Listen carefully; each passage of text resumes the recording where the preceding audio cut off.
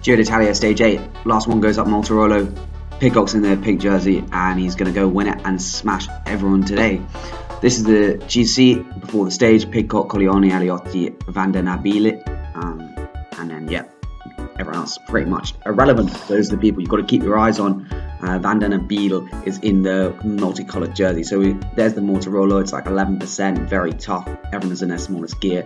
We're going to do a bit of analysis afterwards. Pidcock and Van den Bieles did a very, very solid time. You got Conca up the road. He's just cruising. Filippo Conca, he's not in good condition for sure. I mean, he's in good condition, but he's going to get spat when the big boys start properly razzing it from behind. So you have like Pidcock as his one teammate, Gloag, who I've been super impressed with, but Lotto is setting the pace. Van den Bieles must have said to the boys, there he is, coming up on the left-hand side here, saying, I'm on a good day. You can see Pidcock's a little further back, obviously the smallest rider there by quite a long way. And Van den Bieles decides to really launch it on this Stelvio, on the Mortarolo, sorry, getting confused, on the Mortarolo. And to be honest, like, this is the only time I think Pidcock's really looked in danger. Absolutely stunning views on the Mortarolo. It's about 10k at 11%, I believe. And Pidcock and Van den Bieles got the 12th fastest time on Strava. They were like 3 minutes back on Vincenzo Nibali when he did it in the Giro last year. But yeah, even so, very, very solid performance. Pidcock, you can see his teammate, his Gloag, has just gone up with Van den Bieles. Pidcock just rode this at tempo. I think he must have looked at the numbers and just said, I know I can do 340 watts for an hour at this point in the race. That's what I'm going to do, because he really didn't follow Van den Bieles at all. Conca's still at the front, and there's a lot of jumpingness just because the highlights from Rye aren't great. But yeah, so Gloag's still there. Pidcock's just cruising, and you get to see how steep it is around this corner. I mean, these guys are just cooked. I could not imagine riding such a horrible climb.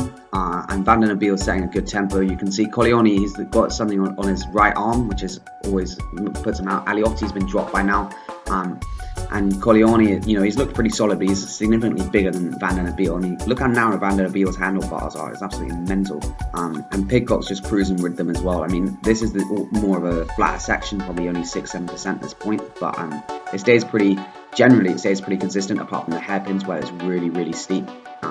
And yeah, like there you can see it suddenly ramps up massively. And obviously the motorbikes are, you can't always see how steep it is, but it is properly harsh. So I think what Pidcock did, which was just to ride to tempo, well, not ride tempo, but just ride to a solid enough point that he's not going to blow himself up. He knows he's got the jersey in the bag. He just can't let Van den Bieles have like 4 minutes on him, so there's no point blowing up. He's just going to ride and see if he can get. There's the Moel to Marco Pantani, and there's Van den Bieles. And we suddenly saw the highlights. Suddenly say Van den Bieles, and you're like, where's Pidcock? Where's Pidcock? Is he up the road?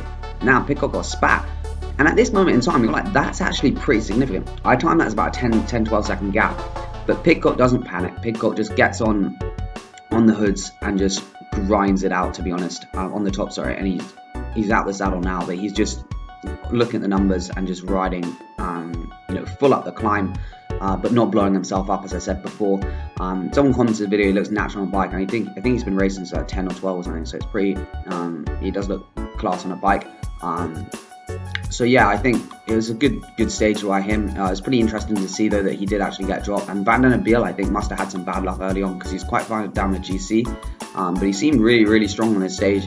A lot stronger than everyone apart from Pidcock. In some respects, maybe he was stronger than Pidcock. But he just rode it, not as intelligently. I'm not sure. But yeah, I mean, I don't know what happened for the rest of his team. I assume Lotto are going to sign him for next year for the World Tour or year after. This is one of the lads they finally catch from Kolpak, and Pidcock's just sitting on at the moment. I mean, obviously, as I said, it's pretty steep, you're not getting a mega draft, but every little helps, and often mentally it's quite easy when you don't have to think about the pacing. You just sit on someone's wheel and just relax. You don't have to think, I'm going too hard, going too easy. You just ride on someone's wheel. And Van den Bieles, you can't even see him. He looks like he's got a huge gap, but I don't know, he must have blown up big time, because now he's behind him and got spat, and it's like, how did this happen? He had a huge gap, like over 12 second gap, and now he's sort of got a spat. But this is one of the flat parts into the steep section around the hairpin. It really looks like a lovely climb. If you watched the Giro 2019, it was a really good climb. Roglic got a spat on that day. And good old Giulio Ciccone won the stage. It was a descent. I don't think they use it as a summit finish because it's not big enough at the top. But Pidcock now sort of, I mean, he doesn't really put an attack. I think he just was riding the same tempo. It looked like up this steeper part, and it looked, obviously the other lad from Kolpak couldn't continue. And Van den Bieles is just, again, he just looks like now he's just, he's got a span. He's like, right, I'm coming back to Pidcock now. I'm going to go catch him. But it's like, well, what are you doing? I don't really understand. Like, okay, I know you need to drop Pidcock, but like, surely you would know that you're on the limit, you know the numbers. I don't know, it didn't seem to be a very good strategy by Van den Bieles today. But anyway, I don't know, maybe he felt really good and then didn't eat enough or something like that. I'm not entirely sure. But after this, it's a descent, so it's basically just a race to the top. Colleone's got dropped now by 42 seconds, which is pretty bad, I guess.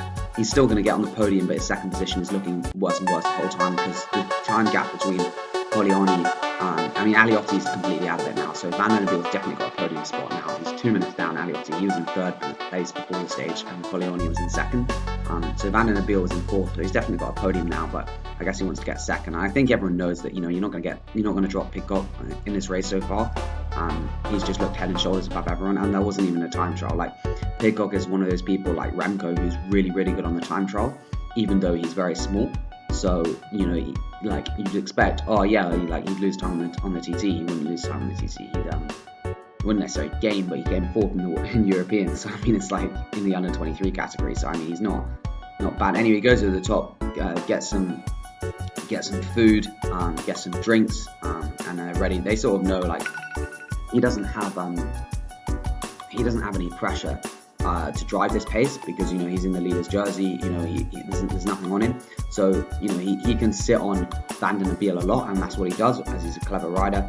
He still works, I guess, because he wants the stage win, but like coming into the last kilometer, you can see he just sits on Van den Bieles, and it's just like, you know what, mate, you want the time on GC, I know I'm gonna win it.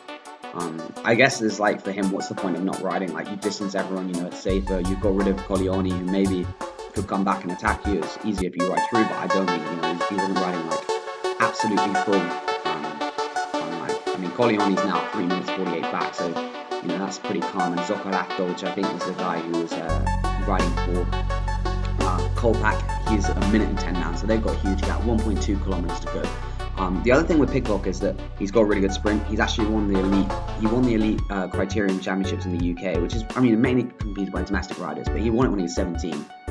So he might be like 56, 57 kilos, but he's got a really, really good sprint on him as well. Like, he's one of those blokes who just, it doesn't make sense physiologically. He can sprint, he can time trial, and he can climb. You're like, what? How does this add up? And that's why I think he's got he's going to be a danger in the future, because he could. I was talking to my mate, like, what races could he do? He's won under 23 Paris-Roubaix. He's won Baby Giro. He's junior time trial champ. He's second in elite cyclo-cross world champs. It's like no one knows what he's going to be like. Van Aert is he's like Van Aert, but even smaller. So I think he'll be able to climb definitely with the top GC guys. But maybe he wants to do the sprint classics. I don't know. But yeah, Van den Bieles gets mugged off here. It's just like, you are going to get beaten. Like, even if they worked equally, Pidcock's going to be in the sprint. Pidcock mainly lent on him, so game over. Cheers, thanks for coming.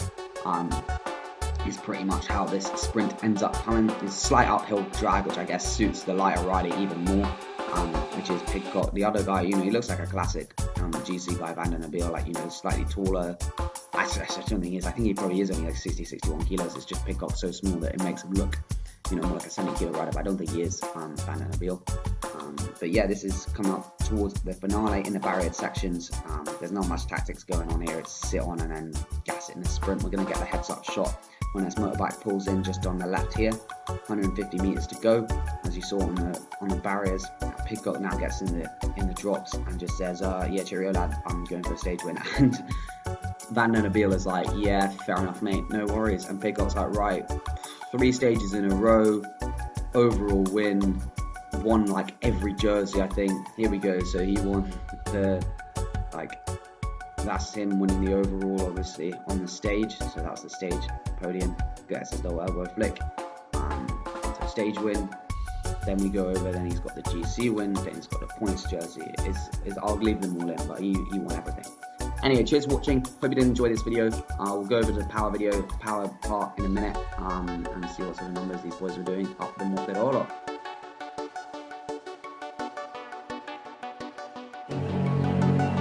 Tell me, can you see the stars? We're just running forward in the dark.